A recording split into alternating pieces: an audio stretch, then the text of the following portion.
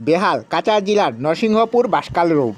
দর্শক বন্ধুরা, আজকে আমার এই ভিডিওটি বানানোর কোনো উদ্দেশ্য ছিল না। এই ভিডিওটি বানানোর কারণ হলো আমি এবং আমার বন্ধু তপননাথ কোনো একটি কাজে বাইকে করে নূতন বাজার যাচ্ছিলাম। একটি অটোকে পাশ দিতে গিয়ে বাইকের সামনের চাকাটি গর্তের মধ্যে পড়ে, যার কারণে আমাদের অ্যাক্সিডেন্ট হতে হতে বাঁচল।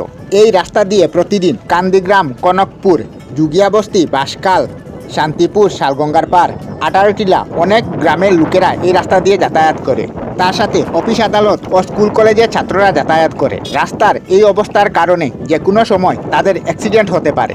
আমি তো মনে করি অতি সত্ত্বর এই রাস্তার কাজ হওয়া দরকার। তাছাড়া একটি কথা আমি না বলে পারছি না, প্রতি বছর ভোটের সময় প্রতি বছর প্রত্যেকটি দলের মনোনীত প্রার্থীরা এই রাস্তা দিয়ে এইসব গ্রামে এসে মিটিং করেন, ঘরে ঘরে যান এবং রাস্তা সহ অনেক ডেভেলপমেন্ট কাজের প্রতিশ্রুতি দেন, কিন্তু রীতিমতো কোনো কিছুই হয় না। জনপ্রতিনিধিরা আমাদের মতো সাধারণ মানুষকে কেবল ভোট ব্যাংক মনে করে কি, এটি আপনারা কমেন্টে জানাবেন। আমি তো মনে করি ভোট দেওয়ার চেয়ে ভালো ভোট বয়কট করা। তাহলে তারা বুঝতে পারবে যে সাধারণ জনতারা তাদের কাজে সন্তুষ্ট নন। কেবল এটাই আমার বলার ছিল।